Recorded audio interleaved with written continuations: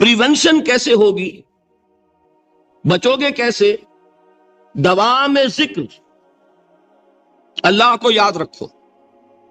یا ایھا الذین آمنوا لا تلہکم اموالکم ولا اولادکم عن ذکر اللہ ومن یفعل ذلک فاولئک هم الخاسرون۔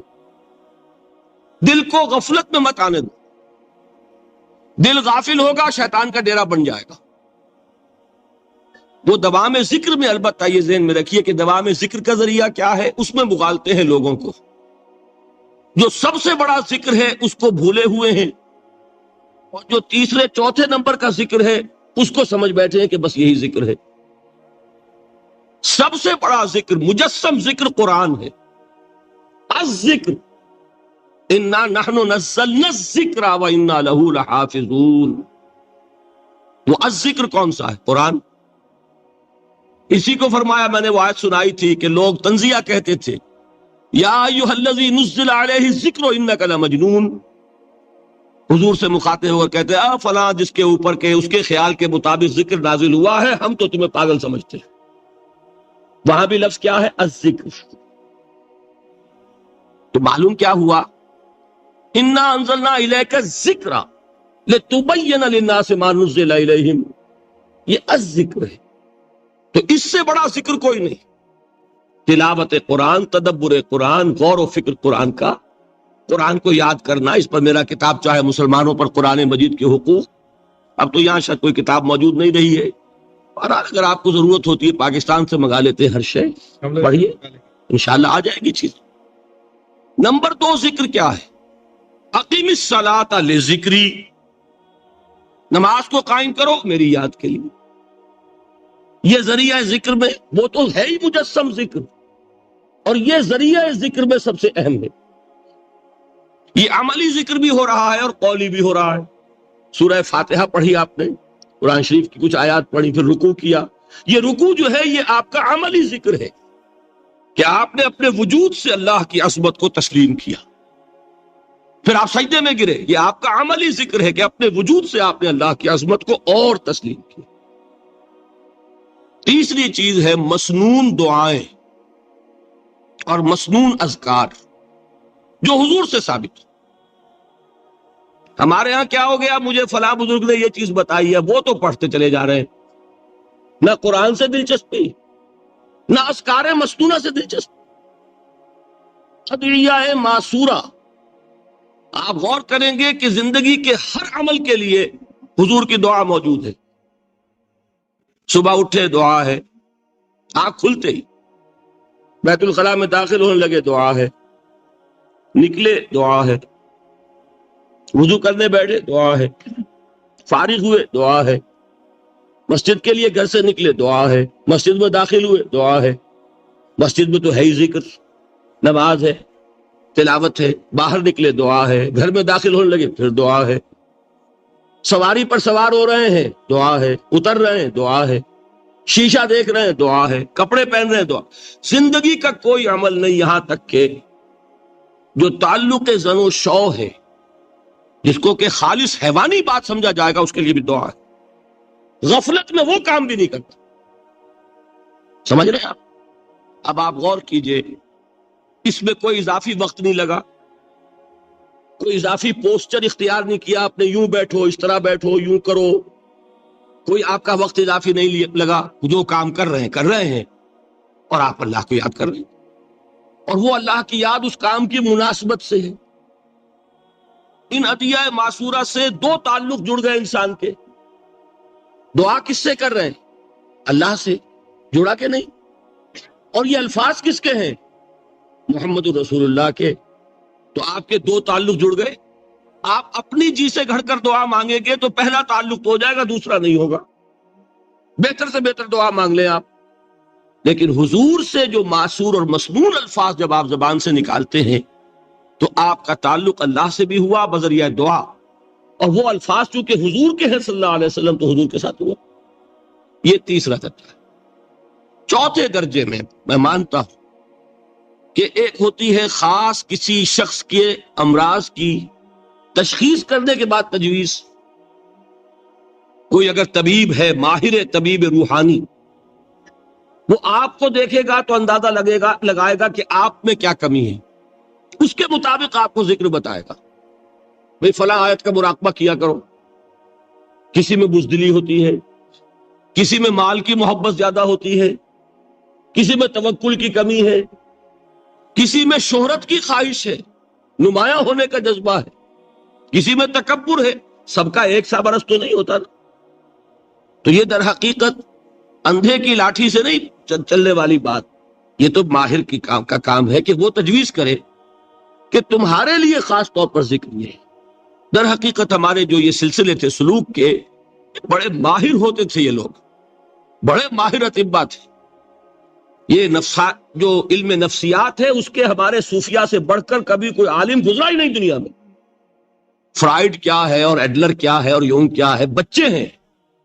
ہمارے صوفیاء اکرام نے جس طرح انسان کی نفسیات کو سمجھا اور وہ ان کی مناسبت سے تجویز کرتے تھے، لیکن اس کو رکھا جائے گا چوتھے نمبر پر۔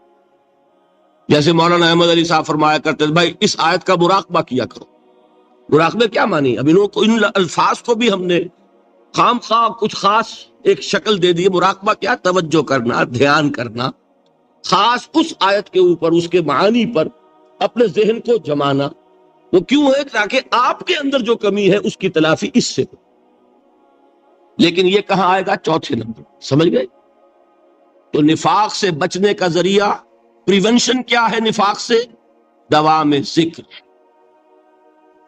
نہ تمہیں تمہاری اولاد، نہ تمہارے اموال، نہ تمہاری تجارت، نہ کاروبار اللہ کے ذکر سے غافل نہ کر سکے۔ پنجابی میں کہتے ہیں کہ ہتھ کارول اور دل یار ول۔ کام کر رہے ہیں آپ، لیکن یہ کہ دل اللہ کے ساتھ لگا ہوا، زبان تر ہے اللہ کی یاد سے۔ جو قرآن یاد ہے، گاڑی میں آپ بیٹھے جا رہے ہیں، 2 گھنٹے آپ کو کار میں لگانے ہیں، قرآن شریف پڑھتے جائیے، اس سے بڑا ذکر ہی کوئی نہیں۔ یہ ہے پریونشن۔ اب اگر مرض ہو جائے تو کیا؟ اس کے لیے 2 چیزیں ضروری ہیں۔ ایک دیکھیے، عجیب ہے یہ، نفاق کا علاج انفاق سے، صرف ایک الف لگا نا، انفاق کے معنی اور ہے۔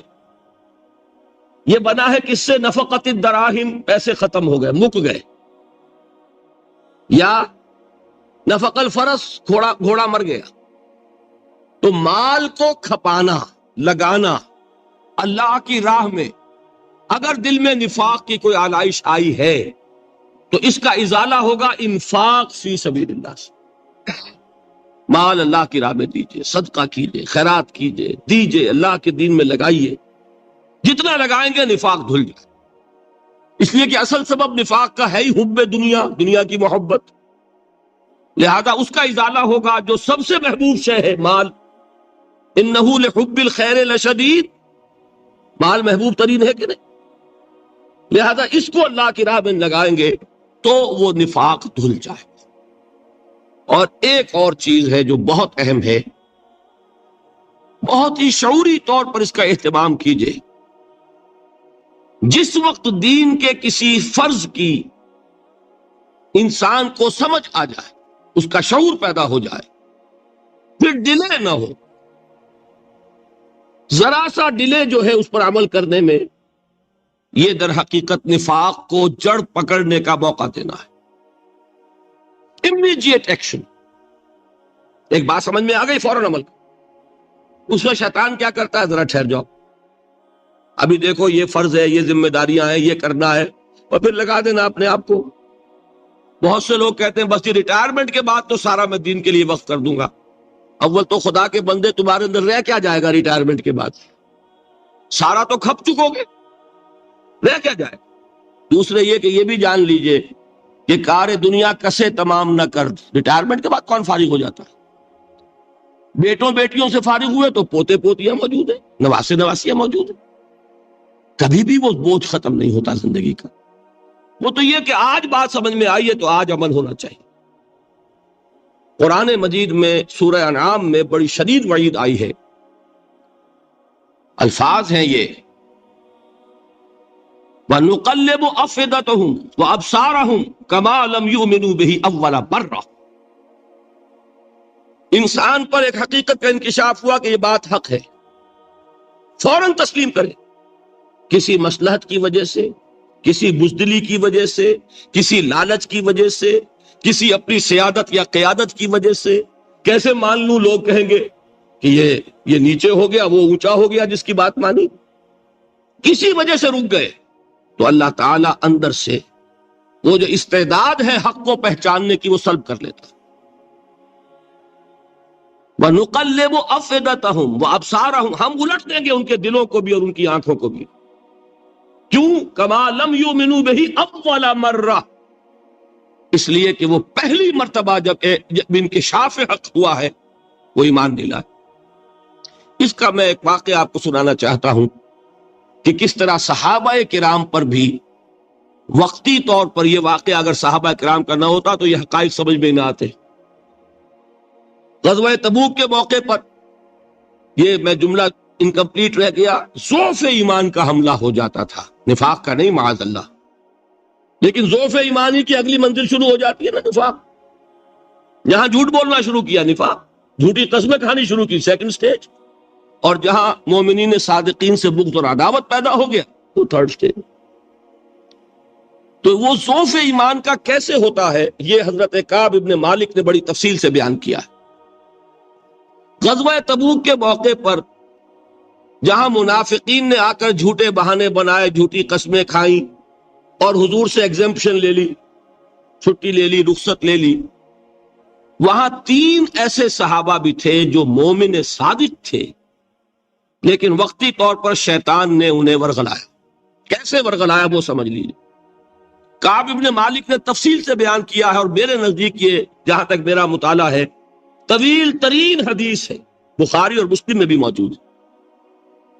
حضور جب واپس آئے ہیں اور اب آپ نے ایک ایک کو بلایا، جن لوگوں نے تو پہلے جھوٹی قسمیں کھا لی تھی ان کو تو بلانے کی ضرورت نہیں تھی، لیکن کچھ لوگ ایسے بھی تھے کہ جنہوں نے ایگزمپشن بھی نہیں لی تھی اور گئے بھی نہیں تھے۔ اب ان کو آپ نے ایک ایک کر کے پیشی ہوئی، آپ کیوں نہیں گئے تھے؟ تو اب جو منافقین تھے ان میں سے انہوں نے اس موقع پہ جھوٹی قسمیں کھا لی۔ خدا کی قسم حضور ہم تو بالکل تیار تھے، پوری میں نے تیاری بھی کر لی تھی، پورا ارادہ تھا، یہ وقتی طور پر یہ مصیبت مجھ پر آ پڑی۔ جس نے قسم کھائی انہوں نے کہا اچھا ٹھیک ہے جائیے۔ کعب ابن مالک کی باری آئی تو ان کے الفاظ اپنے یہ کہ جب میں پیش ہوا تو حضور کے چہرے مبارک پر ایک غصے والی مسکراہٹ تھی، زہر خند کہتے ہیں، ایک مسکراہٹ ہے لیکن غصے کے ساتھ، غضبناک۔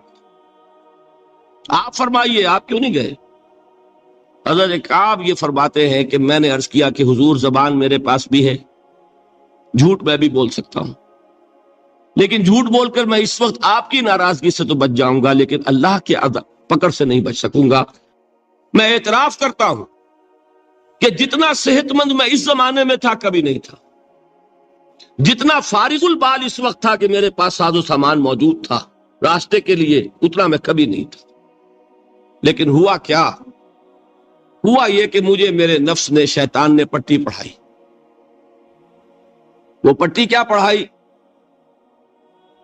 کہ حضور تو 30,000 کے لشکر کے ساتھ چلیں گے تو لشکر تو سلولی موو کرے گا نا، تمہارے پاس بڑی تکڑی، بڑی توانا صحت مند اونٹنی ہے، تم ذرا 2 دن بعد چلنا تیزی کے ساتھ اور حضور سے مل جانا، بس یہ تاخیر کا حربہ۔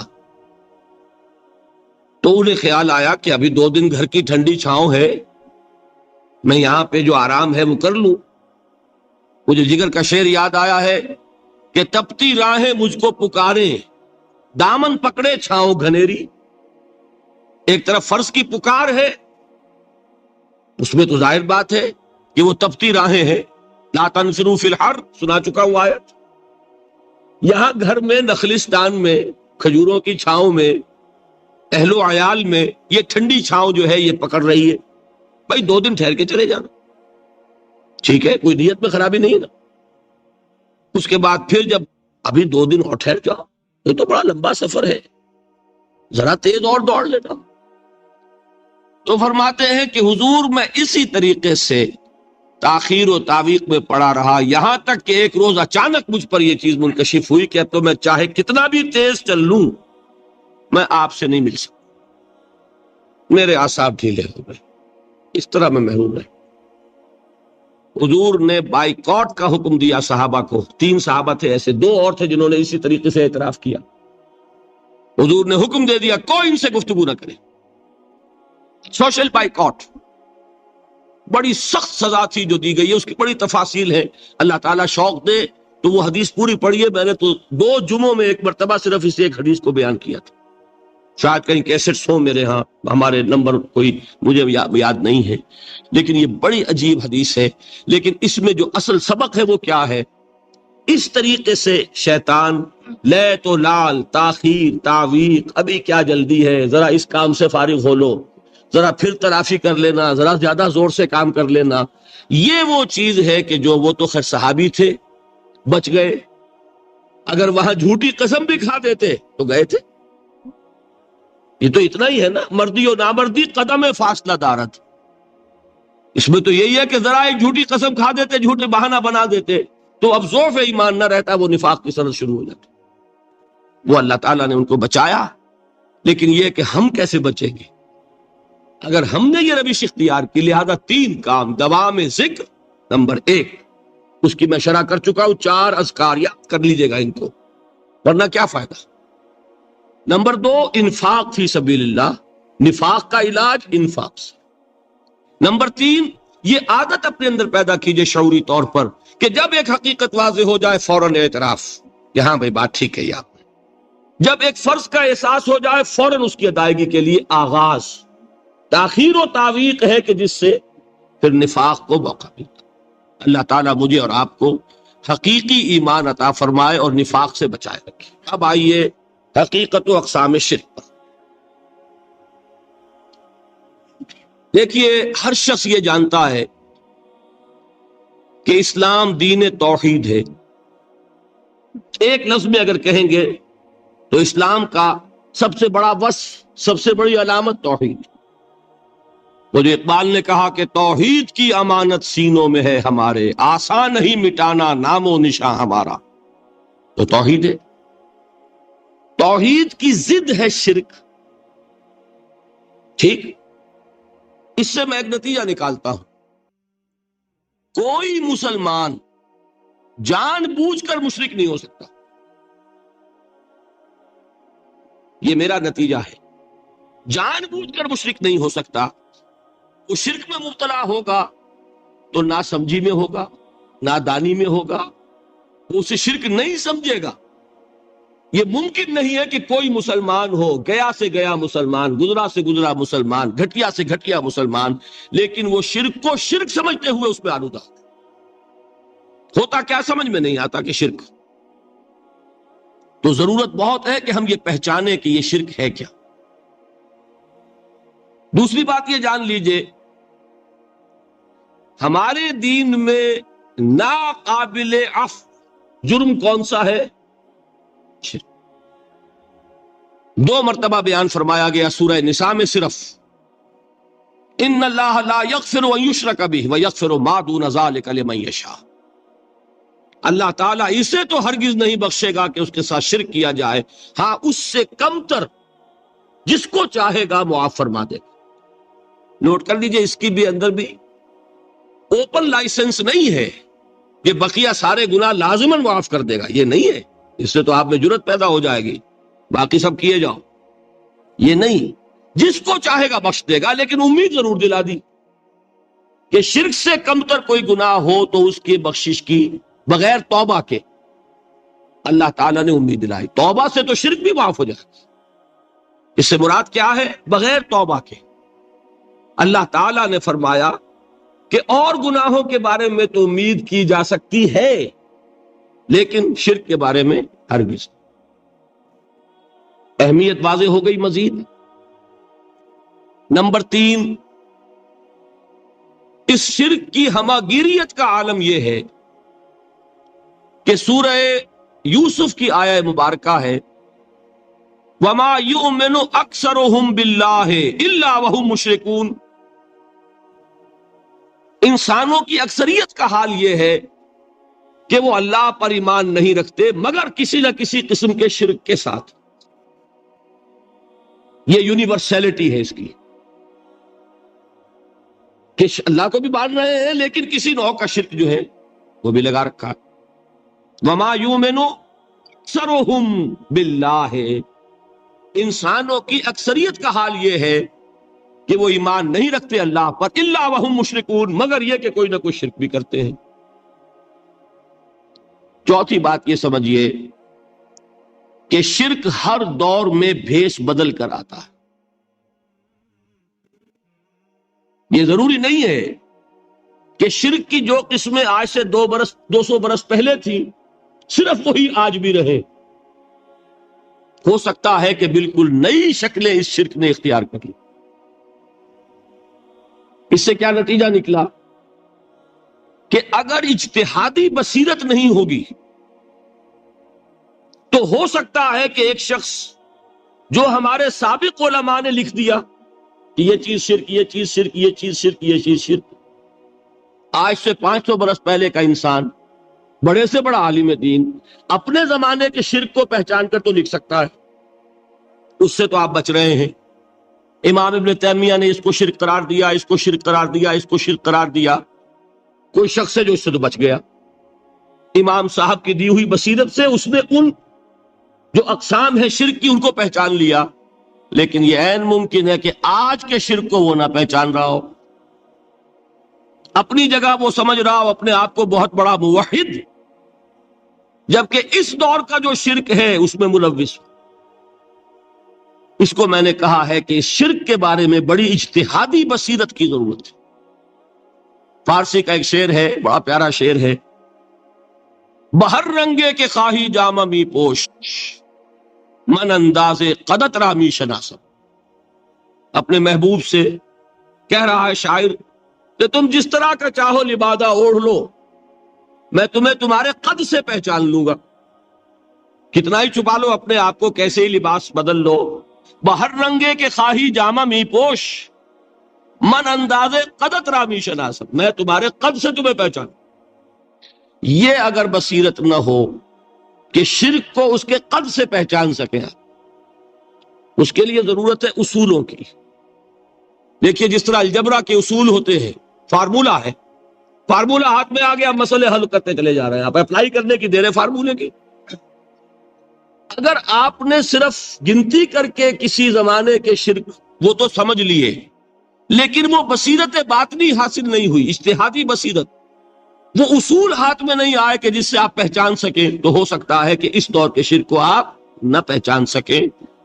اس کے لیے ضرورت ہے کہ اصل اصول ہاتھ میں آ جائیں تاکہ ان اصولوں کو اپلائی کریں. ایک بات مجھ سے اور سن لیجئے، میرا اپنا یہ تاثر ہے، ہمارے دین میں خیر، بھلائی، نیکی، چاہے وہ نظریے کی ہو، علم کی ہو، عقیدے کی ہو، عمل کی ہو، اخلاق کی ہو، وہ سب کیا ہے؟ وہ توحید ہی کے شجرہ طیبہ کی شاخیں ہیں.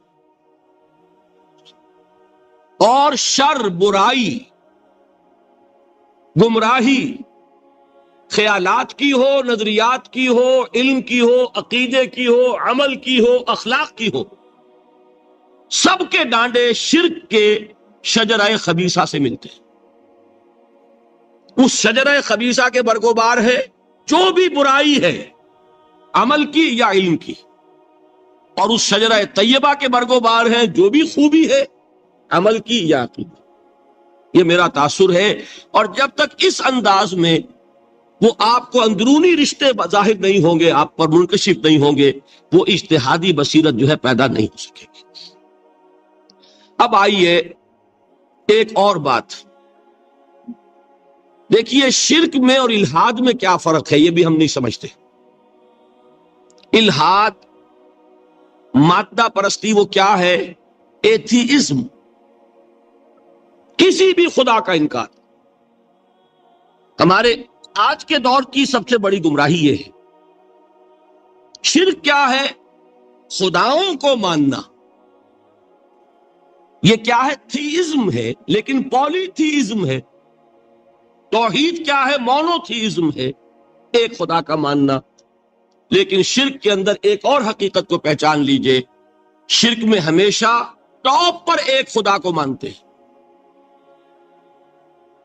باقی سارے خدا نیچے ہوتے ہیں، اوپر جا کر وہ توحید ہوگی ہمیشہ۔ کوئی مشرکانہ نظام ایسا نہیں ہے جو ٹاپ پر جا کر توحید نہ بن جائے۔ دیکھیے ہندو دیویاں دیوتا بے شمار، لیکن مہادیو وہ بھی کیا دو ہیں؟ مہادیو وہ تو ایک ہے۔ انگریزی میں گاڈز گاڈیسز، لیکن وہ چھوٹے جی سے لکھے جائیں گے، چھوٹے جی سے لکھے جانے والے gods and goddesses. Roman mythology ہو، گریک مائتھولوجی ہو، ان دیویوں دیوتاؤں کے نام ہی آپ نے یاد کر سکتے، لیکن گاڈ بڑے جی سے وہ ایک ہے کہ نہیں؟ ٹاپ پر جو ہے وہ ایک ہے، اس کو وہ بھی مانتے ہیں کہ اومنی پوٹنٹ، اومنیشنٹ، اومنی پریزنٹ، علی کل شیء قدیر، بکل شیء علیم، ہر جگہ موجود، وہ تو ایک ہی ہے، وہ تو کیپٹل جی سے لکھا جائے گا۔ باقی اس کے نیچے فوج ہے دیویوں کی، دیوتاؤں کی، خداؤں کی اور خدانیوں کی، وہ گاڈز اینڈ گاڈیسز ہیں۔ عرب میں کیا تھا؟ میں نے پہلے آپ کو وہ دو مثالیں دے دی ہیں، تیسری اور ایران کی لے لیجئے۔ خیر کا خدا اور شر کا خدا اور، ایک یزدا ایک اہرمن، ٹھیک، سنویت ہو گئی نا، دو خداؤں کو مانا، لیکن وہی ہے جو خدائے خدائے گاں، خداؤں کا خدا، اس کو ایک ہی مانتے ہیں۔ یہی معاملہ عرب میں تھا، اللہ وہ ایک ہی تھا ان کے ہاں۔ قرآن میں آتا ہے ان سے پوچھئے وَلَئِن سَأَلْتَهُم مَّنْ خَلَقَ السَّمَاوَاتِ وَالْأَرْضَ لَيَقُولُنَّ اللَّهُ، جب ان سے کہا جاتا ہے کہ کس نے پیدا کیا آسمان اور زمین کو، یہ فوراً کہیں گے اللہ۔ فَأَنَّىٰ يُؤْفَكُونَ، تو یہ ماننے کے بعد کدھر جا رہے ہیں؟ وہ کیا کہتے تھے کہ وہ بڑا اللہ تو ایک ہی ہے، لیکن چھوٹے آلہہ ہیں۔ آلہہ اور اللہ میں وہی فرق ہے جو کیپٹل جی کا گاڈ اور چھوٹے جی سے گاڈز اینڈ گاڈیسز، وہی فرق ہے کہ جو مہادیو اور دیویوں اور دیوتاؤں میں ہے، وہی وہاں تھا اللہ، وہ ایک اور سپریم، سب سے بالا تر، اس سے اوپر کوئی نہیں، تخلیق میں اس کا کوئی ساجی نہیں، لیکن اس نے کچھ آلہہ ہیں جنہیں کچھ اختیارات تقسیم کیے ہوئے، کچھ اس کے لاڈلی ہستیاں ہیں جو سفارش کر سکتی ہیں۔ بس یہ شرک تھا مشرکین مکہ۔ بات سمجھ رہے ہیں؟ اس کا جائزہ لیں گے تو آپ کو، اور جو آج شرک کی اقسام میں بیان کروں گا اس کو ہاتھ میں لیں گے تو کسی موحد کا تلاش کرنا مشکل ہو جائے گا۔ ڈھونڈ اب ان کو چراغ رخ زیبا لے کر، آج جن کا نام مسلمان ہے ان کی اکثریت کسی نہ کسی نوع کے شرک میں مبتلا ہے۔ اب آئیے اقسام شرک۔ اقسام شرک میں بھی وہی کیفیت ہے جو نفاق کے بارے میں میں نے عرض کی تھی کہ ایک تقسیم یہ ہے جو علماء نے کی ہے، ایک ہے عقیدے کا نفاق، ایک ہے عمل کا نفاق۔ اسی طرح ایک ہے عقیدے کا شرک، ایک ہے عمل کا شرک۔ عقیدے میں نہیں ہے، عمل میں ہے۔ ایک تقسیم آپ نے سنی ہوگی شرک جلی، شرک خفی۔ ایک ہے ننگا شرک، کھلم کھلا شرک۔ ایک ہے چھپا ہوا شرک جو نظر نہیں آتا۔ لیکن ایک مغالطہ اپنے دل سے نکال دیجئے، بعض لوگ شرک خفی کو شرک نہیں سمجھتے، یہ بہت بڑی غلطی ہے۔ اگر وہ شرک نہ ہوتا تو حضور اسے شرک نہ کہتے، کوئی اور لفظ، عربی زبان کا دامن جو ہے محدود نہیں ہے، پھر اس کے لیے کوئی اور لفظ اختیار فرمایا جاتا وہ شرک۔ لیکن ایک شرک ہے جلی جو نمایاں ہے، نظر آ رہا، ایک ہے شرک خفی جو نظر نہیں آ رہا۔ اور وہ کتنا خفی ہو سکتا ہے اس کی ایک مثال دی حضور نے۔ شرک خفی اتنا خفی ہو سکتا ہے ذرا مبالغہ دیکھیے جو حضور نے بات کو سمجھانے کے لیے مثال میں جو مبالغہ اختیار فرمایا. ایک سیاہ اندھیری رات میں ایک سیاہ پتھر پر ایک سیاہ چیونٹی کو رینگتے ہوئے دیکھنا جتنا مشکل ہے اتنا ہی شرک خفی کا پہچاننا مشکل ہے. بتائیے، آپ نے فرمایا انا افصح العرب، میں عرب کا فصیح ترین انسان ہوں، اس سے آگے کوئی مثال دی جا سکتی ہے؟ اندھیری رات، تاریک رات، پتھر سیاہ، چیونٹی سیاہ، کون دیکھ سکتا؟ جتنا اس کو دیکھنا ناممکن ہے اتنا ہی شرک خفی کا پہچاننا مشکل ہے. گویا کہ اس سے تو اللہ ہی بچائے گا تو انسان بچے گا. ایک آخری بات تمہیداً اور عرض کر دوں پھر میں چلوں گا اقسام پر. میری جو باتیں آپ کے سامنے آئی اس سے ایک منطقی نتیجہ نکلتا ہے. کوئی شخص اگر حقیقتاً شرک سے بچ جائے، واقعتاً شرک سے بچ جائے، ہر قسم سے بچ جائے، اس سے بھی اوپر کوئی انسان ہوگا. گویا کہ یہ آخری منزل ہے. یا یوں کہیے کہ جس شخص کے بارے میں اللہ تعالیٰ یہ مان لے کہ میرا یہ بندہ شرک سے بری ہے، اس سے بڑی سند کوئی ہے؟ دی ہائیسٹ ٹیسٹیمونیل، سب سے بڑی سند، سب سے بڑی تعریف جو بندے کی ہو سکتی ہے وہ کیا ہے؟ یہ مشرک نہیں. یہی وجہ ہے، دیکھیے آپ قرآن مجید میں حضرت ابراہیم کے ذکر میں دیکھیں گے، ابراہیم کا مقام کیا ہے؟ خلیل اللہ، ابو الانبیاء، امام الناس، تین نسبتیں ہیں، تینوں بڑی عظیم. اللہ کے ساتھ نسبت کیا ہے؟ خلیل، واتخذ اللہ ابراہیم خلیلا.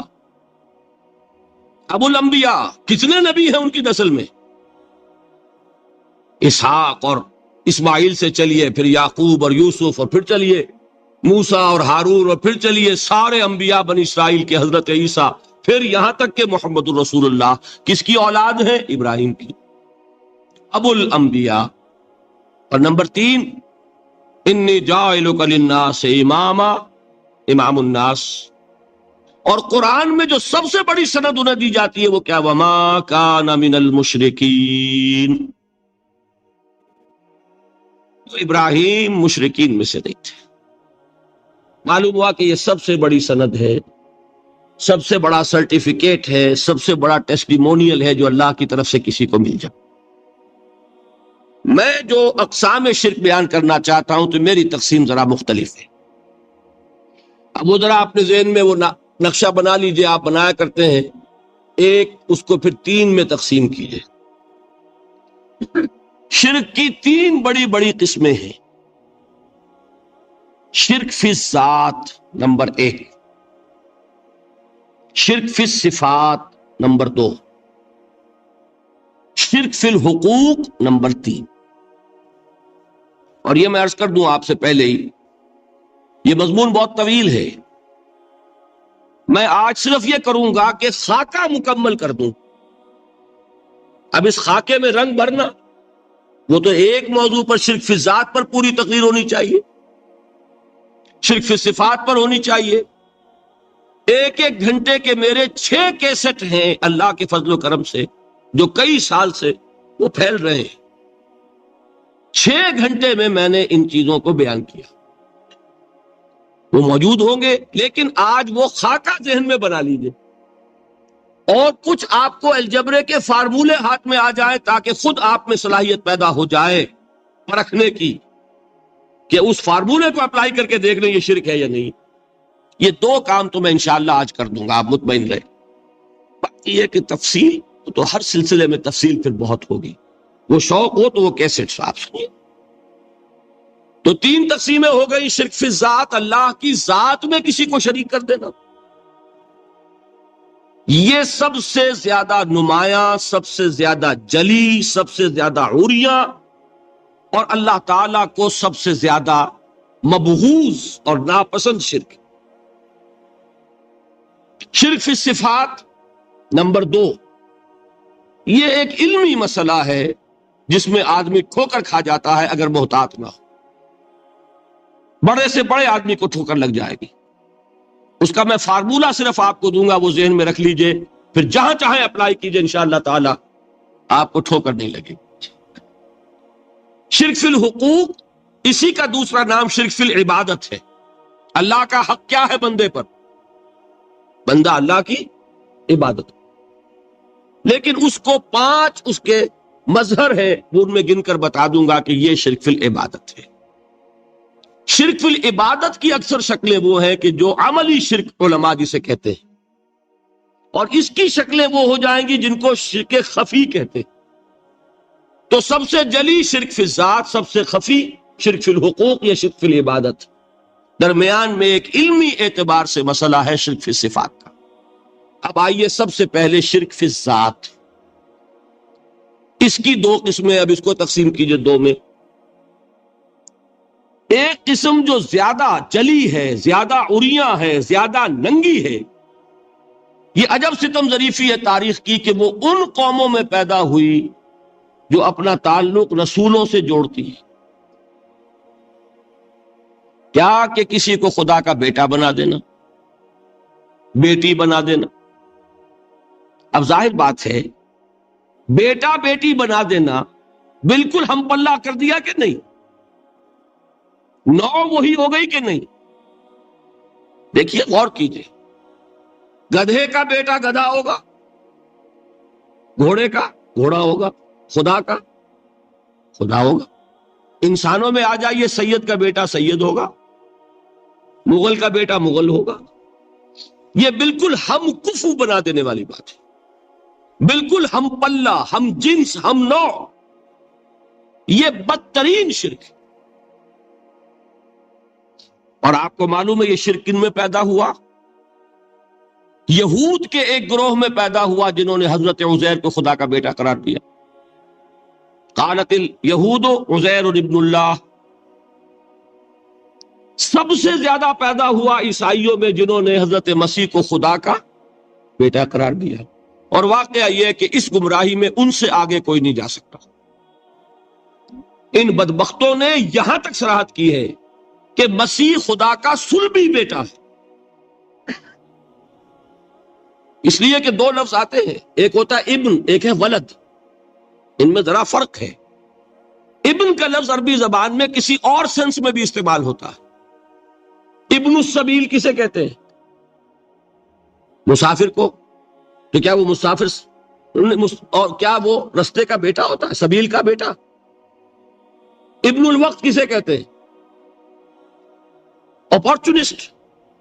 ابن الوقت کوئی اصول نہیں، گنگا گئے تو گنگا رام اور جمنا آئے تو جمنا داس۔ یہ کیا ہے؟ ابن الوقت۔ لیکن ابن کے معنی جو ہے وہ بیٹے کے بھی ہے، تو تعویل ہو سکتی ہے، لیکن انہوں نے ولد کہا ہے۔ ولد کسے کہتے ہیں؟ صلبی بیٹے۔ یہ بدترین شرک ہے۔ یہی وجہ ہے کہ قرآن مجید میں آپ دیکھیں گے کہ جتنا غضب اللہ کا ان پر بھڑکا ہے، اس عقیدے پر، وَيُنذِرَ الَّذِينَ قَالُوا اتَّخَذَ اللَّهُ وَلَدًا، یہ قرآن نازل ہوا ہے محمد پر صلی اللہ علیہ وسلم تاکہ وہ خبردار کریں انہیں جنہوں نے یہ کہا ہے کہ اللہ نے کسی کو بیٹا بنایا۔ یہ سورہ کہف میں ہے، اور اگلی سورت سورہ مریم میں تو ایسا غضب اللہ کا ظاہر ہوتا ہے۔ وَقَالُوا اتَّخَذَ الرَّحْمَنُ وَلَدًا لَقَدْ جِئْتُمْ شَيْئًا إِدًّا تَكَادُ السَّمَاوَاتُ يَتَفَطَّرْنَ مِنْهُ وَتَنشَقُّ الْأَرْضُ وَتَخِرُّ الْجِبَالُ هَدًّا أَن دَعَوْا لِلرَّحْمَنِ وَلَدًا وَمَا يَنبَغِي لِلرَّحْمَنِ أَن يَتَّخِذَ وَلَدًا۔ انہوں نے کہا کہ رحمان نے کسی کو بیٹا بنایا۔ تم بہت بڑی گستاخی کی بات کر رہے ہو، تمہاری اس گستاخی کی وجہ سے آسمان پھٹ پڑنے کو ہے، زمین شق ہو جانے کو ہے، اور قریب ہے کہ پہاڑ ایک دھماکے کے ساتھ گر جائیں، کہ انہوں نے خدا کے لیے بیٹا تصنیف کر دیا۔ حالانکہ اللہ رحمان، اس کی شان اس سے بہت بلند و بالا ہے کہ اس کے کوئی بیٹا۔ اس کی وجہ بھی سمجھ لیجئے کہ بیٹے کی ضرورت کسے ہوتی ہے؟ جو خود فانی ہو۔ کیوں ہے آپ کو طلب بیٹے کی؟ ہم نہ ہوگے ہمارا نام زندہ رہے۔ یہ ایک ایٹرنل ہونے کی خواہش ہے، انہیرنٹ۔ نام چلے گا. اسی لیے بیٹی سے آدمی سمجھتا ہے کہ نام نہیں چلتا. یہ طلب جو ہے بیٹے کی کیوں ہے؟ بیٹے سے نسل چلتی ہے. اس کی ضرورت کس کو ہے؟ جو خود فانی ہے. وما ينبغي للرحمن ان يتخذ ولدا، جو خود باقی ہے ہمیشہ کے لیے، اس کو کوئی احتیاج نہیں. تو آپ نے بات سمجھ لی. میں بہت مختصر بات کروں گا آج. اسی طریقے سے حضرت ابراہیم کی نسل سے تھے جو مکے کے لوگ اور عرب کے لوگ، بنی اسماعیل.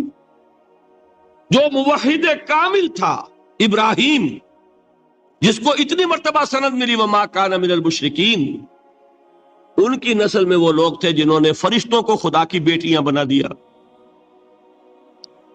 یہ جو ان کی دیویاں تھیں یہ مؤنث، لات، عزا، منات، یہ سب کیا مؤنث نام ہے. انہوں نے یہ کہا کہ فرشتے جو ہیں وہ خدا کی بیٹیاں. اصل میں عقیدہ کیسے ہوتا ہے؟ انہوں نے کہا بڑے لاڈلے ہیں، لاڈلی ہوتی ہے بیٹی بہت زیادہ، تو یہ خدا کی بیٹیاں ہیں. ہوتے ہوتے ان کا یہ عقیدہ ایسا پکا ہوا کہ بجائے استعارے کے اب انہوں نے حقیقت بنا دیا یہ خدا کی بیٹیاں. ان پر قرآن مجید نے کئی جگہ پر ذرا ایک لطیف انداز میں تنزیہ پیرائے میں بھی کہا ہے کہ بھائی تم نے خوب کیا. انہوں نے الاٹ کیا تو بیٹا تو کیا، تم نے اللہ کو الاٹ کی تو بیٹیاں کی جو تمہیں خود پسند نہیں. الکم البنون، تمہارے لیے بیٹے ہو، وَلَهُ الْبَنَاتُ، اور اس کے لیے بیٹیاں. تو یہ تو ذرا ایک لطیف انداز ہے، تنزیہ پرایا ہے. لیکن ان تینوں کو اب آپ ایک جگہ کر لیجئے. بیٹا بیٹی قرار دینے کا شرک، یہ کیا ہے؟ شرک فی الذات، ہر اعتبار سے اللہ کا مثل بنا دینا، ہم کف بنا دینا، ہم پلہ بنا دینا، ذات میں شریک کر دینا. یہ بدترین شرک ہے. یہی وجہ ہے دیکھیے قرآن مجید کی عظیم ترین سورت کون سی ہے؟ سورہ اخلاص، جو ایک تہائی قرآن کے مساوی حضور نے قرار دیا، جس کو سنو سے قرآن کے مساوی، وہ در حقیقت اسی شرک کی نفی پر ہے. قل هو اللہ احد اللہ الصمد لم یلد ولم یولد ولم یکن لہ کفوا احد. یہی آیا اس میں سورہ بنی اسرائیل کی آیت آخری میں نے سنائی تھی، وَقُلِ الْحَمْدُ لِلَّهِ الَّذِي لَمْ يَتَّخِذْ وَلَدًا. کہو کہ کل شکر اور کل تعریف اس اللہ کے لیے جس نے کسی کو اپنا بیٹا بیٹی نہیں بنایا. ولد دونوں پر جاتا ہے، اولاد جیسے آپ کہتے ہیں، اولاد بیٹا بیٹی شریک ہوتے، نہ اس کا کوئی بیٹا نہ اس کی کوئی بیٹی، نہ وہ جنا گیا نہ اس نے کوئی جنا. ایک قسم تو یہ ہوئی شرک فی الذات کی. دوسری قسم کیا ہے؟ یہ ان مذاہب میں ہوئی ہے جو نبیوں اور رسولوں کی طرف نسبت نہیں رکھتے بلکہ فلسفیانہ مذاہب ہیں. ہندوستان کے اکثر مذاہب فلسفیانہ ہیں. فلسفیانہ مذاہب میں یہ شرک فی الذات کس شکل میں پیدا ہوا؟ دو شکلیں پیدا ہوئی. ایک ہماؤست اور ایک حلول. حلول کیا ہے؟ اللہ نے کسی انسان کے اندر اپنے آپ کو حل کر دیا، انسانی شکل میں وہ خود ظاہر ہو گیا.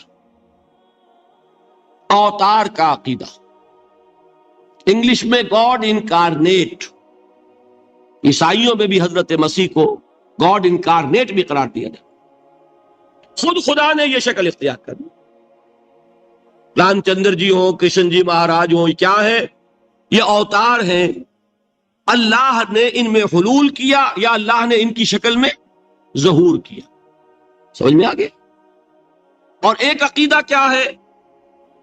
یہ بڑا فلسفیانہ مسئلہ ہے، دیکھیے بڑا ٹیڑھا مسئلہ ہے یہ، لیکن میں اس وقت اس کی تفصیل میں نہیں جاؤں گا، بہت باریک باتیں ہو جائیں گی. مسئلہ کیا ہے کہ اگر خدا کو مان لے تو پھر سوال یہ ہے کہ خدا نے اس کائنات کو کیسے پیدا کیا. یہ ایک سوال آتا ہے ذہن میں، جس کے نہیں آتا وہ کہے گا پاگل پن ہے، خامخواہ اس پر کیوں سوچتے ہیں. لیکن جس کے ذہن میں سوال آ گیا اس کے لیے بڑی مصیبت ہو جاتی ہے. وہ تو سوچتا ہے انسان کا اختیار نہیں ہوتا اپنے ذہن پر، وہ لاکھ روکے اسے مت سوچو، وہ پھر اور سوچے گا. یہ مصیبت ہے فلسفیوں کی. کیسے پیدا کی؟ اب ایک تصور تو یہ ہے کہ جیسے یہ میز ہے، بڑھئی نے بنایا اس کو، بڑھئی علیحدہ ہے، میز علیحدہ ہے، لیکن اس میں یہ بات ماننی پڑے گی کہ پہلے کوئی چیز تھی جس سے میز بنائی. لکڑی تو تھی نا، اس سے میز بنائی. لہذا ہندوؤں میں ایک عقیدہ یہ ہے کہ خدا بھی قدیم، مادہ بھی قدیم. خدا نے اس مادے سے یہ شے بنا دی، مادے سے یہ بنا دی. وہی مٹی کی تغاری ہوتی ہے، کمہار اس سے کوئی رکابی بنا دیتا ہے، کوئی وہ ہنڈیا بنا دیتا ہے، کوئی گھڑا بنا دیتا ہے. مٹی تو ہے نا پہلے. تو مادہ بھی قدیم، خدا بھی قدیم، اور مادے سے خدا نے یہ شکلیں بنا. ٹھیک، یہ بھی سنویت ہو گئی، توحید تو ختم ہو گئی.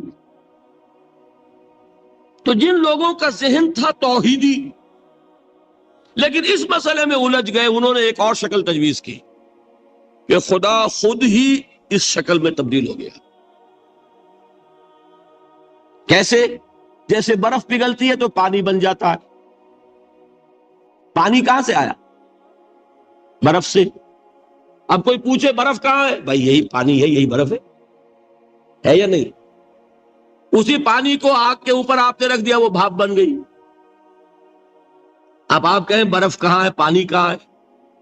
یہی بھاپ جو ہے یہی در حقیقت پانی ہے، یہی بھاپ جو ہے یہی برف ہے.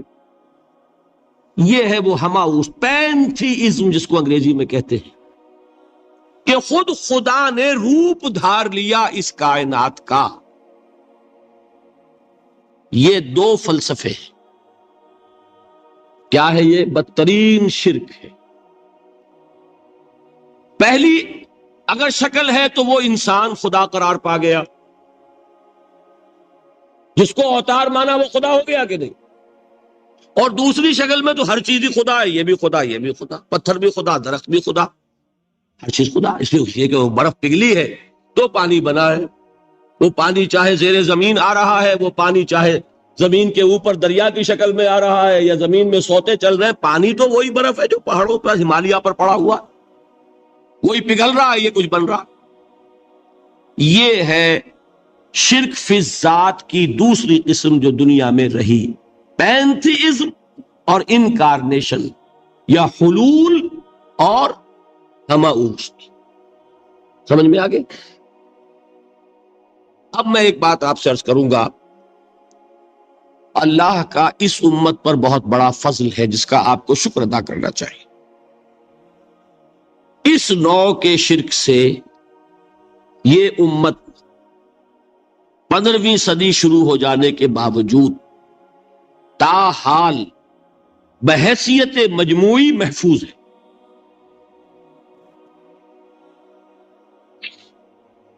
میں نے بحیثیت مجموعی کہا ہے. کوئی افراد یا عوام الناس یا جوہلا یا شعراء یا نعت گو وہ مبالغہ آرائی میں کوئی بات کہہ دیتے ہو تو وہ علیحدہ بات ہے، لیکن مسلمانوں میں کوئی مستند فرقہ اور اس کے جو مستند عقائد ہیں ان میں الحمدللہ آج تک ایسی کوئی چیز شامل نہیں. اس کا جب آپ تقابل کریں گے نا، آپ کا کیا خیال ہے عیسائیوں کو حضرت مسیح سے کتنی محبت تھی؟ اس کا تقابل کیجئے جو محبت مسلمانوں کو رہی حضور کے ساتھ. عیسائیوں کی محبت عشر عشیر نہیں بنے گی. اس محبت کے باوجود کہ ہمیں 10 گنا 100 گنا 1000 گنا زیادہ محبت ہے حضور کے ساتھ، لیکن دیکھیے کہ انہوں نے خدا کا بیٹا بنا دیا. یہاں کسی نے حضور کے بارے میں یہ بات آج تک کہی؟ یہ بہت بڑا کنٹراسٹ ہے نا. یہ در حقیقت عقیدت اور محبت کا غلو ہوتا ہے. تو عقیدت اور محبت کی کمی تو یہاں بھی نہیں، الحمدللہ ان سے زائد ہے، لیکن الحمدللہ ثم الحمدللہ ثم الحمدللہ خدا کا بیٹا تو کسی نے نہیں بنایا.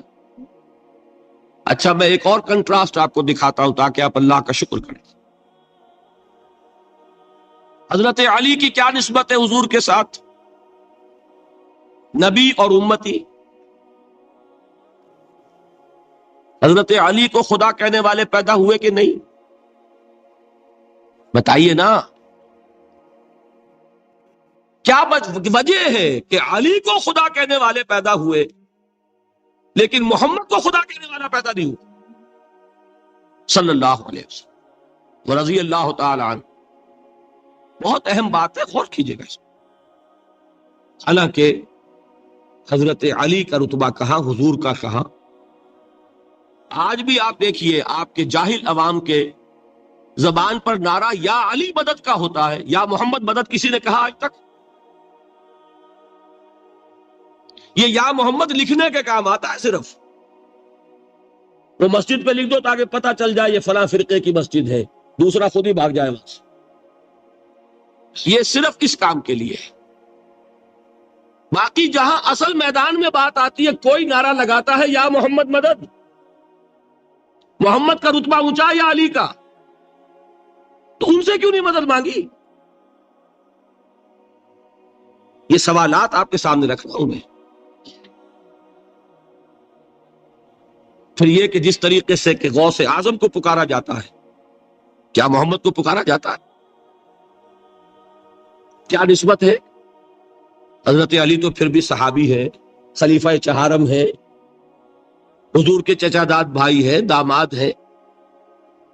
غوث اعظم تو بہرحال وہ نسبت تو نہیں ہے۔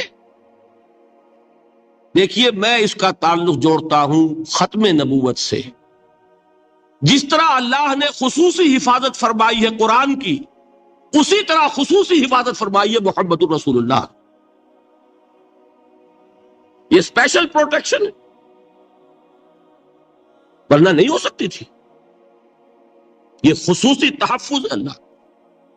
یہاں بگاڑ پیدا ہو جائے تو صحیح کون کرے گا؟ حضرت مسیح کی اصل حقیقت تو حضور نے آگے بتا دی۔ ذالک عیسی ابن مریم قول الحق الذی فیہ یمترون ما کان للہ ان یتخذ ولدا سبحانہ۔ یہ حضور نے آ کر حضرت مسیح کی حقیقت بیان کر دی کہ نہیں؟ سورہ مریم کی یہ آیات سنی تھی نجاشی رحمت اللہ علیہ نے جب حضرت جعفر ابن ابی طالب کی زبان سے، تو کیا کہا تھا تنکا اٹھا کر، خدا کی قسم جو ان آیات میں مسیح کا مقام بیان ہوا ہے، مسیح اس سے تنکا بھر بھی زیادہ نہیں۔ لیکن اگر محمد الرسول اللہ کو خدا کا بیٹا بنا دیا گیا ہوتا یا خدا بنا دیا گیا ہوتا تو کون آتا اس کی اصلاح کی؟ جیسے قرآن مجید کا تحفظ ہے، ایسے ہی محمد الرسول اللہ کا تحفظ ہے۔ وہ تحفظ ہوا کیسے ہے؟ جتنا قرآن مجید نے ایمفیسائز کیا حضور کی بشریت کو، قل انما انا بشر مثلکم، اے نبی ان کو بتاتے رہیے، بار بار بتائیے کہ مجھے کچھ اور نہ بنا لینا، میں بھی بشر ہوں، انسان۔ ہاں مجھ پر وحی ہوتی ہے، تم پر نہیں ہوتی، یہ فرق ہے۔ میں رسول ہوں، تم نہیں ہو۔ یہ بات میں ذرا اور مسئلہ میں واضح کروں گا، ابھی صرف یہ نوٹ کیجئے کہ یہ تحفظ جو ہے، جیسے قرآن کو تحفظ دیا لیکن اس کے لیے ذرائع بھی ہے نا، یہ حفظ قرآن کا سلسلہ جو ہے یہ اس کا ذریعہ بنا، یہ رمضان میں تراویح جو ہے اس کا ذریعہ بنی۔ ہمارے ملکوں کے اندر تو حفاظ کو مسجدیں نہیں ملتی، تلاش کرتے پھرتے ہیں، اور ایک جیسا کہ اینول جشن ہوتا ہے قرآن مجید کا، ہر حافظ اپنا حفظ تازہ کر رہا ہے، حفاظ لگے ہوئے ایک دوسرے کے ساتھ تازہ کرنے میں۔ یہ ذریعہ ہے اللہ تعالیٰ نے کہ جس کے ذریعے سے قرآن کو محفوظ کیا۔